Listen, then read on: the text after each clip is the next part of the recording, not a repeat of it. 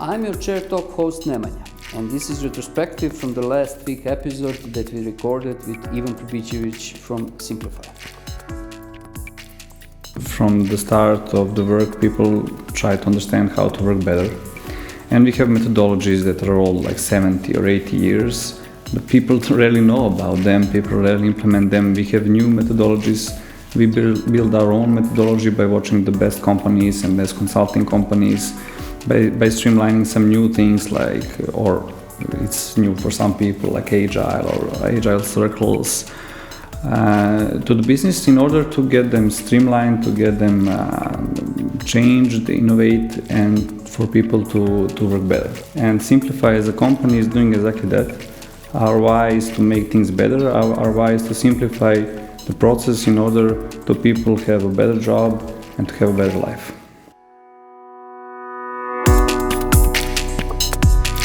This is Chair, a place where we discuss innovations.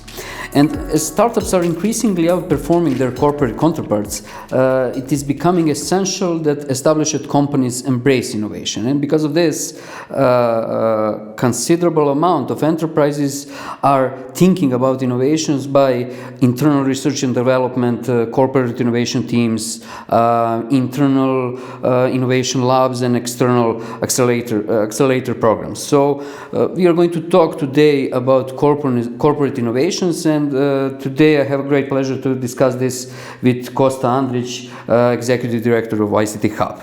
Kosta is bringing together startup and innovation community here in Western Balkans for a decade now, and he is there for companies trying to embrace startup methodology, mindset, culture in the way that works for them, recognizing and connecting right people, resources, ideas, and knowledge at the right time and in the right way. That's what he does, and that's in what he excels. So, Kosta, welcome to Chair. I'm so excited to have you here today. Thank you for having me, and good luck with the podcast, and thank you for gathering innovation community through this platform as well. At the beginning, I would like you to clarify for me what is corporate innovation in the nutshell, and why is it so different from the innovation in some other kind of organizations? Sure. To be perfectly clear at the beginning, we like to work on business innovations, which actually in a nutshell to mean that it's when organization takes set of activities in order to improve their efficiency, effectiveness, or their competitive position on the market. Since we live in the digital era, in the industry 4.0 or whatever buzzword you can use, logically the consequence would be developing a new service or a product which would better target pain points or needs of your customers. And what is specific about corporations or any kind of large organization, that I like to say that they're not so much innovation born. So when you compare them with tech startups at the very beginning, they try to challenge the market to offer some kind of a new business model, new technology, new way of solving some problems. Large organizations are in period of either adapting to new market conditions or trying to introduce some new service or products which would improve their revenues, which would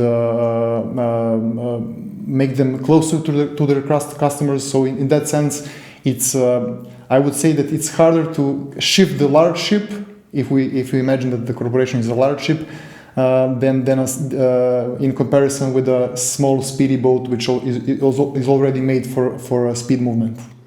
And by your opinion, what is the main reasons that can push big company, big boat, as you said, to innovate? Can you see some patterns, or this is very diverse depending on market, industry, etc.? Sure, there are differences in different industries, but from my experience, something that we see that companies can see that they can forecast some that even either they're going to hit the plateau with the revenues, with their business model, or they can see that they're already losing some revenue because new type of competition has arrived, or things have changed on the market. Customers have different expectations. They're solving their needs on a different way with the different partners. So generally, different effects on businesses are the core motivation for the change. And from that on, they put different strategies, set of activities, how they can improve their businesses. Of course, we can see some of the organizations which do, or at least they put publicly that they're being innovative. They put like a core value now is innovation. It used to be efficiency. We can talk about it, but then they use innovation only as a kind of a marketing tool. Which we like to call innovation theater. So we prefer, of course, to work, and we exclusively work with people who truly mean to transform their business operations in that sense. And it's a huge driver.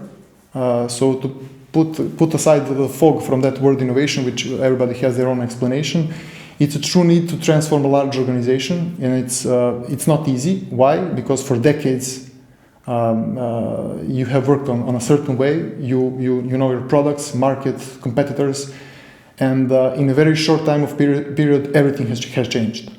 So dramatically, from any point of view, from how the market works, expectations of customers, processes within the company, how you used to develop your products and services. That's one.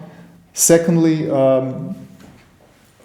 for years and years, when you enter the company or when you talk with the leadership teams, efficiency was a main value. And you can look at the large organizations, and with their titles, it's officers, right? Chief executive officer, chief technical officer. So the mindset was kind of a military, and the mission of every CEO was to make profits at the end of the year. And cut losses and everything. So when a corporation is determined to do something and to deliver, they do it in a perfect manner. But while implementing that efficiency, while trying to make that extra margin or extra profit, they have become so efficient that along the way they lost traditional research and development. So innovation is not new.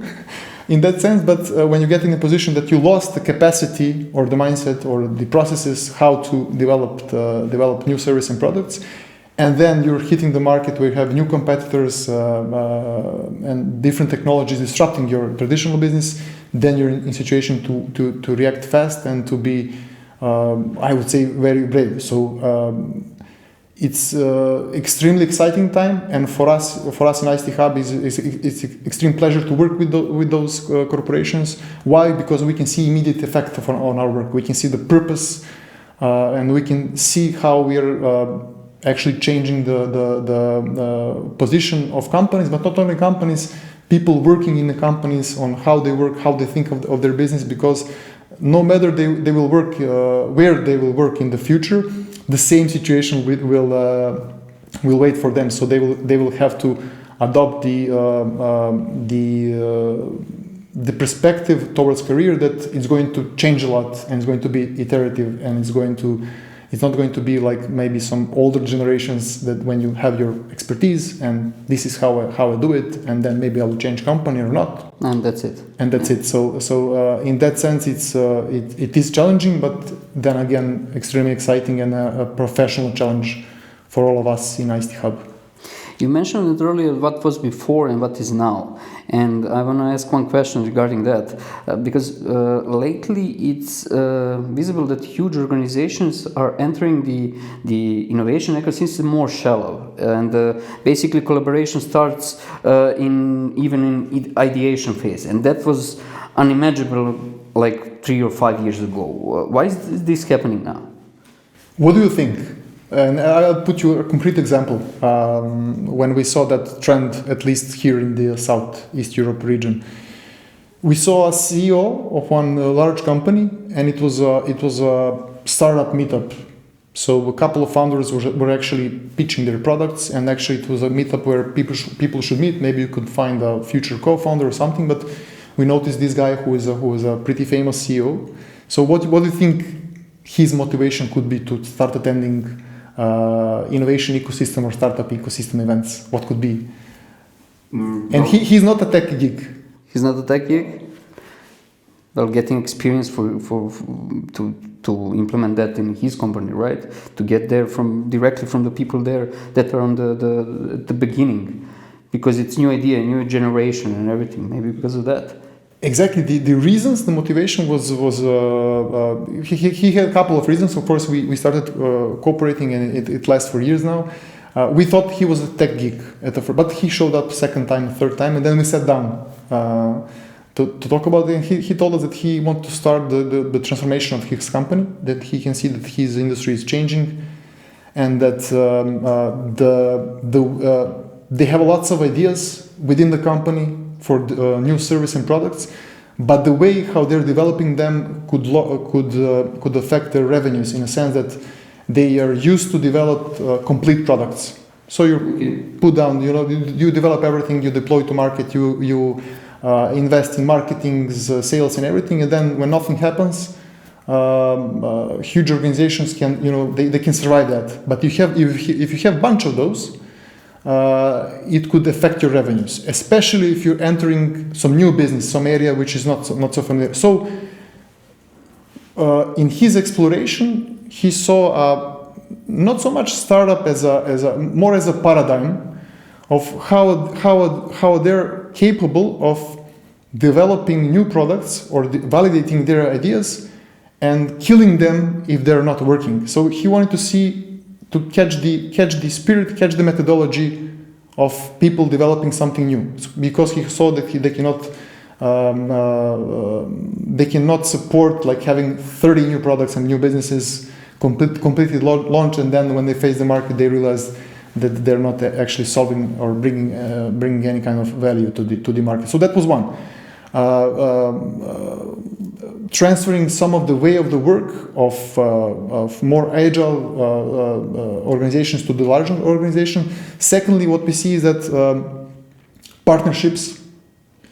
Sometimes corporates do decide in their strategy to grow or to bring in some new competence or a new service, partnering with a startup. So maybe they can offer to their clients a startup product. Startup would get a new sales channel. That's second. Talent. That's a huge. Yeah. My generation, when finishing university, it was kind of a dream job would be to work in some corporation. Today, at least I think that people like to be entrepreneurs, to work in IT, to work in. So in that sense, we can spot that many HR executives on the innovation ecosystem events, on startup events, looking for potential talents, ready to change the paradigm that you have to work within my company so we can cooperate. No, we have to be more flexible. Nemanja can cooperate with us. De facto, he would be maybe like an employee, but we will leave him with his product and his company. So various reasons, and maybe to put it quite directly, we all used to be kind of ecosystems. So, for example, telecommunication. Here is the market. Here are the rules, the regulator. And that's it. Here the incumbent. Here are the challengers. That's it. Now, portion of their revenues are being eaten by the different players, smaller companies, and so on. So, from a position of the ecosystem, and everything is known, and now we compete. You have to have this broader position of creating an ecosystem around your organization. Of course, most of the things you're doing inside, especially if they're closely connected to your core business. But often, if you want to explore some new businesses, markets that you're not used to, you would get out of your office and maybe sit down with some of the entities which was not so often in previous period. Concretely, in 2010, 12, 13, when we started first this establishing this collaboration between startups and companies, any kind of risk or compliance department, they would say, No way. no way, no way. How can we work with a company which has a track record of a year or two? How we can be sure we have to, of course, take care of our brand and image and so on. So through this readiness to be more open, to challenge the way how you worked before on every level in the company, you have better chances to at least get some insights what is going to happen. Because there are a lot of players thinking not about your industry in whole, nobody's doing that, but they focus on one problem of your customer maybe, or one niche, and they become so good at it that they may be still a part of your revenue or part of the market, and for a good time of or a solid period, you don't see that until they grow, and when they grow, maybe it's too late. Yeah.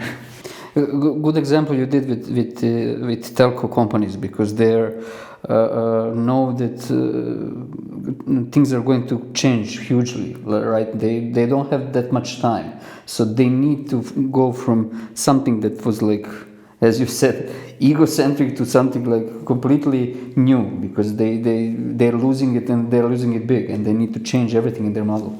And I think that personally, professionally, I like to observe financial and telco industry, and there is a huge process of open banking, and something which we can anticipate that is similarly going to happen with the open telco. To try to give an example, it would mean that let's say that you're a telco company and I'm your user. With my permission, a third party can access my data which you're holding, and based on that, they will be able to create some new services for me. So this will generate additional value for you. This will push telcos to open up. Smart ones will figure out how to adopt that, how to collaborate with those third party players, maybe be faster and open their systems. Is something which we now see that it's happening with bank across the Europe. Maybe not at the pace everybody accepted, but bits by bits, things are changing. At the end of the day, we as clients or customers are having benefit. We're having a better service. We're having more companies who are, I would say, taking better care of us. I want to talk about one statistic that is specific, and because considering the importance of innovation for the survival of the companies today, it is surprising that only 43%, I found that data, that only 43% of business managers agree that innovation is that important and essential for the organizations. How to influence them when you're starting to work with some company? How to influence that people that can halt the process of innovation? Statistic is miracle, but let's consider it's right, and I believe that's correct data, because everything is fine, sun is shining, everything is fine with the business, we're growing. Why do you want to change things? That's something we hear a lot, and I would say that the mandate or the job of somebody who is in the leadership team or leading a company is to see possible challenges in the future. So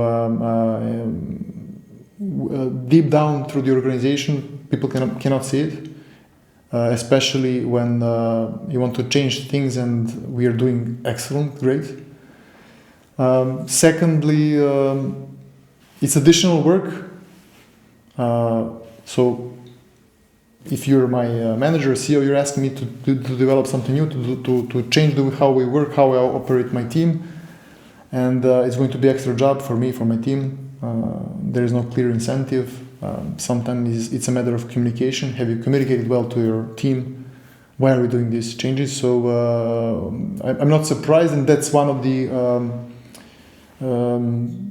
challenges, how to be a missionary within the organization and trying to make some change, and that's why the sponsorship or the leadership has to come from the top. at least from our experience. So it's quite understandable. Why would you change the team or how we play it if we are scoring goals and we are the number one or number two, which is also fine. You have a great experience with cooperation and innovation with team.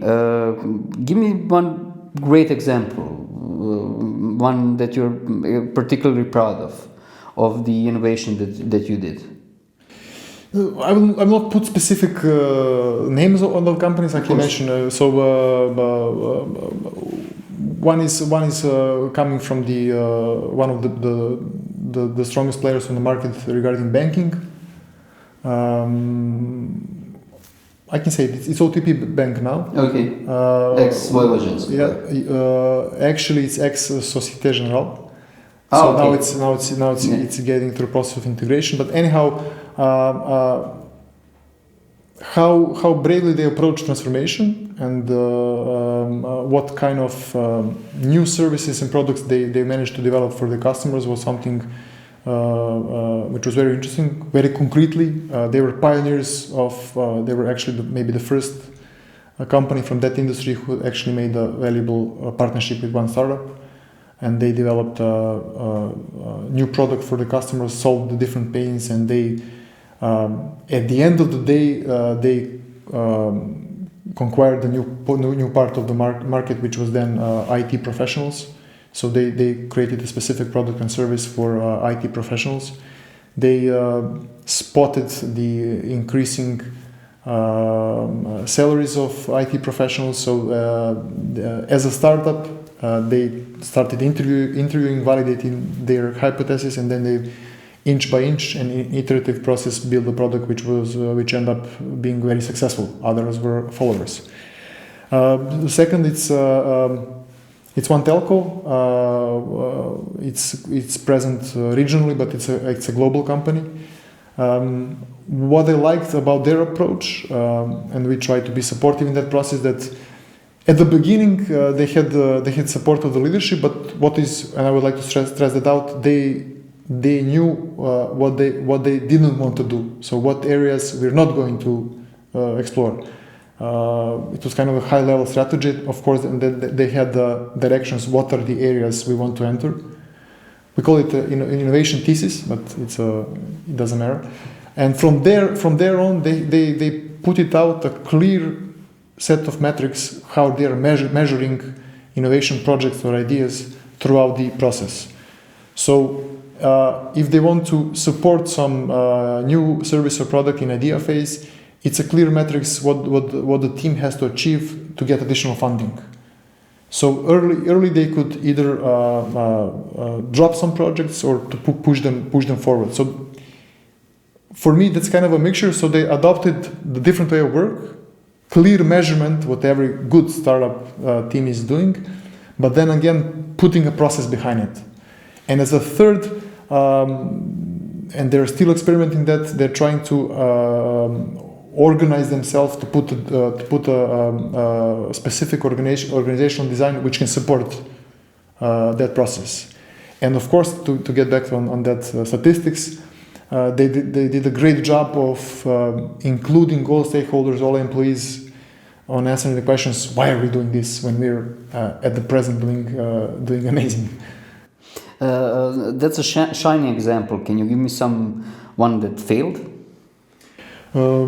Sure.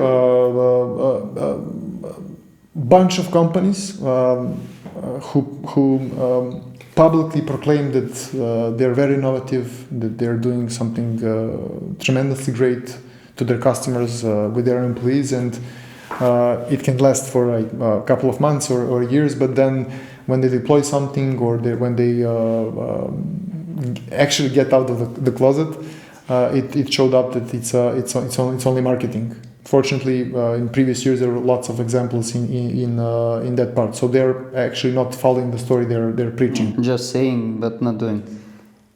I usually, when I talk with leaders here, I like to finish with the future, and that's always questions. So, corporate innovation and future of it. I know that we are right now. It's getting more fast, everything and changing. But how you see the future of it?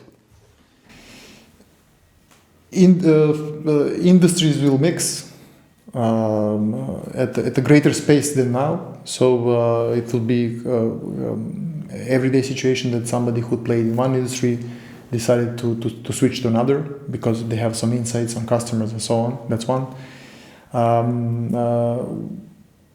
Much more bravery in terms of experimenting, adopting, but truly adopting that it's okay to fail with some projects. Third, corporate venture capital.